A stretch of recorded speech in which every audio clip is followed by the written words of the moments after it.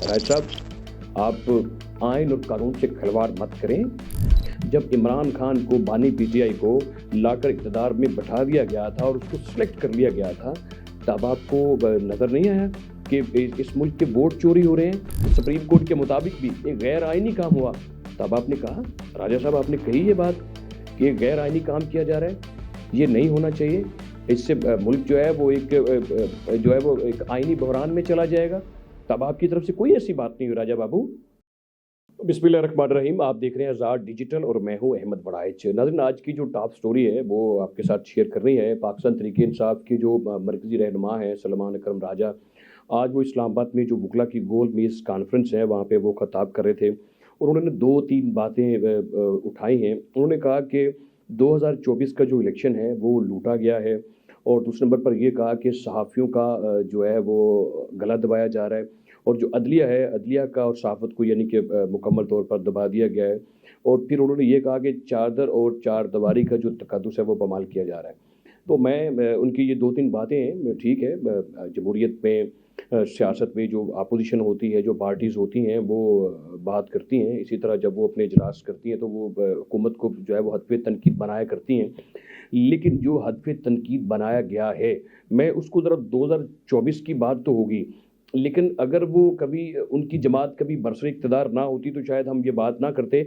मैं लेकर जाना चाहता हूँ बात 2018 की तरफ कि 2018 में सलमान अकरम राजा साहब, आप हमारे बड़े राजा बाबू हैं, बड़े अच्छे आप कानूनदान भी हैं, तो आप उस वक्त जो है वो मुस्लिम लीग के लायर भी रहे हैं। तो मैं आपसे सिर्फ ये कहना चाहता हूँ कि 2018 में जब आरटीएस सिस्टम को मुकम्मल तौर पर मफलूज करके उसको बिठाकर जब इमरान खान को बानी पीटीआई को लाकर इक़्तिदार में बैठा दिया गया था और उसको सिलेक्ट कर लिया गया था, तब आपको नज़र नहीं आया कि इस मुल्क के वोट चोरी हो रहे हैं और इस मुल्क के सिस्टम को जो है वो मफलूज किया जा रहा है और ख़त्म करके एक शख्स जिसको मैंडेट ही नहीं मिला और उसको लाकर सिस्टम में बैठा दिया गया है और उसकी कोई तैयारी नहीं है, लोग उसके साथ नहीं हैं। जब उसको बिठाया जा रहा था, आपने कोई प्रेस कॉन्फ्रेंस की, आपने कहीं एहतजाज किया हो, आपने कहा हो कि जमहूरियत का गला घोंटा जा रहा है और उसका गला दबाया जा रहा है जमहूरियत का, आपने कहीं इस तरह की कोई बात की हो?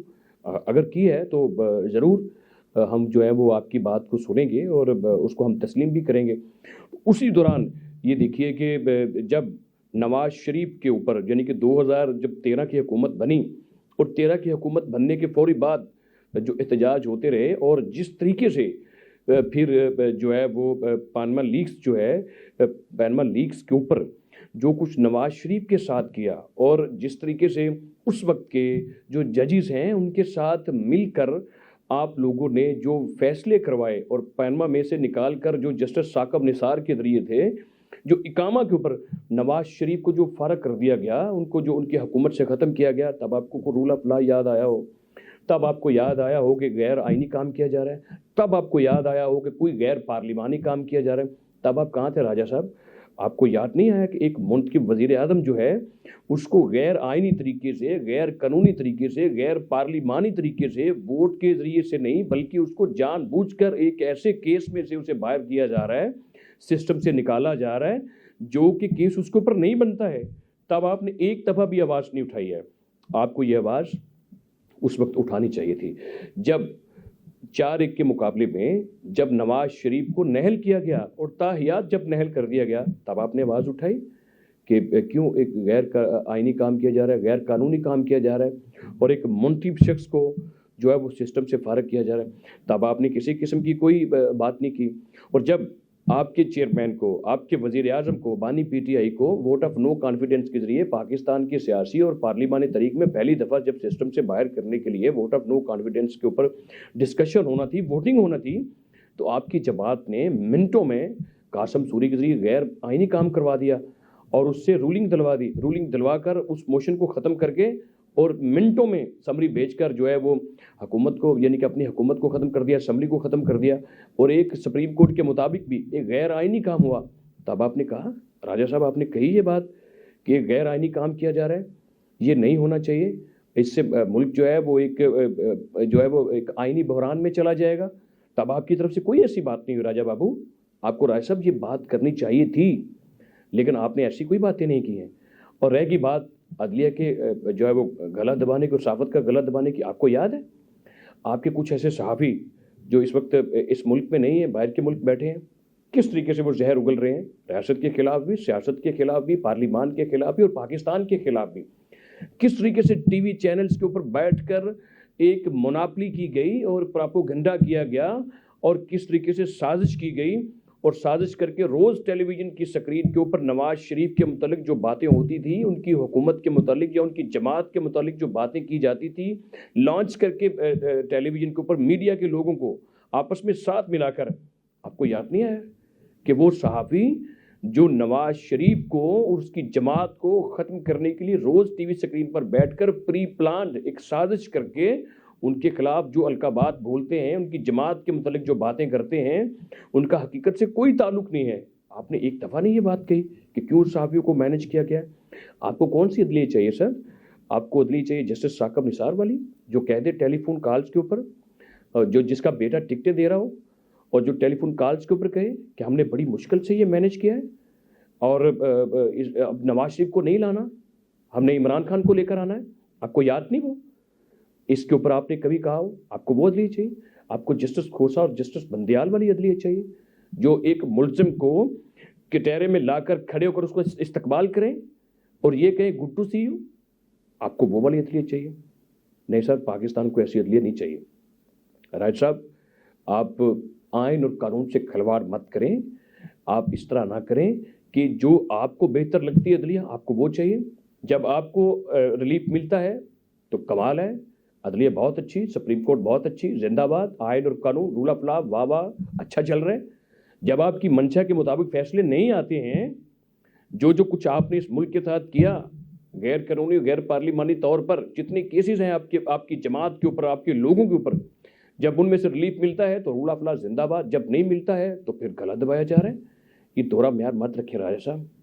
یہ دوہرا معیار رکھنے سے نہ آئین چل سکتا ہے، نہ قانون چل سکتا ہے، نہ ملک چل سکتا ہے، نہ ریاست چل سکتی ہے. آئین اور قانون اپنا راستہ خود لیں گے اور وہ جب راستہ لیں گے تو اسی مطابق پھر فیصلے ہوں گے. آپ لوگوں کی منشا کے مطابق فیصلے نہیں ہو سکتے. نہ ریاست، آئین اور قانون آپ کا پابند ہے.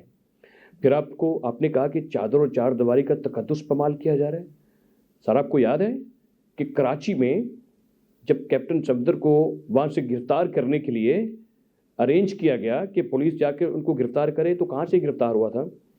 مریم نواز کے بیڈ روم سے جا کر، ان کے دروازے کو توڑ کر، پھیلانگ کر، تمام اخلاقی حدیں پار کر کے، اور ایک عورت کو اس کے شوہر کے سامنے جب ان کو ان کے بیڈ روم سے گرفتار کیا گیا. آپ کو کوئی یاد آیا کہ چادر اور چار دیواری کیا ہوتی ہے؟ جب ایک بیٹی کو، ایک ناتی خاتون کو جو حکومت میں کبھی نہیں رہی تھی، جب اس کو اس کے والد کے سامنے گرفتار کیا گیا، آپ کو کچھ یاد آیا کہ یہ بالکل ایک ناجائز طریقے سے ہو رہا ہے؟ جب کلثوم نواز بستر مرگ کے اوپر تھی اور نواز شریف جیل میں تھے تو وہ آخری وقت تک یہ کہتے رہے کہ میری اہلیہ سے بات کروائی جائے. کبھی یاد آیا اخلاقی طور پر کہ ان سے بات ہونی چاہیے؟ آپ کو کبھی یاد نہیں ہے سر. جب رانا ثناء اللہ کے اوپر آپ نے ہیروئن کا کیس بنا دیا جس کی سزا میکسیمم سزا تھی ڈیتھ سینٹینس، وہ سزا سنا دی ایک شخص کو. آپ کی اپنی جماعت کہتی رہی کہ یہ ایک فالس جو ہے وہ ایک حالات و واقعات سے ہٹ کر یعنی کہ ایک ایسا کیس بنا دیا گیا جس کا کوئی تعلق نہیں ہے. آپ کو سر کچھ یاد نہیں ہے. رائے صاحب، آپ کو یہ تب ساری باتیں یاد آ رہی ہیں جب آپ کے گرد گھیرا تنگ ہوا ہے.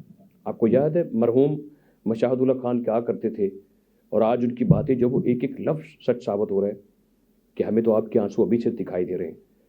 آپ جو کچھ کر رہے ہیں، جو کچھ بیچ بو رہے ہیں، کل کو آپ کو وہی کاٹنا پڑے گا. رائے صاحب، یہ دوہرا معیار نہیں چل سکتا. یہ دوہرا معیار نہیں، یہ منافقانہ رویہ ہے. آپ نے اپنی آنکھوں کے سامنے سب کچھ دیکھا اور ابھی دور کی باتیں نہیں ہیں. آپ 2018 سے شروع کریں. آپ کو 2018 میں پہلے لے کر نہیں جانا چاہتا ہوں. آپ 2013، 14، 15، 16، 17 چھوڑ دیں. جب جو کچھ مسلم لیگ نون، نواز شریف ریاست کے خلاف ہوا، آپ 2018 سے شروع کر لیں سر. سر، اب آپ کو جنم فیض نہیں ملے گا. اب آپ کسی سے فیض یاب نہیں ہو سکتے. اب آپ کو آئین قانون کے مطابق ہی چلنا پڑے گا. اگلے ویلگ تک کے لیے اجازت دیجیے. خدا حافظ.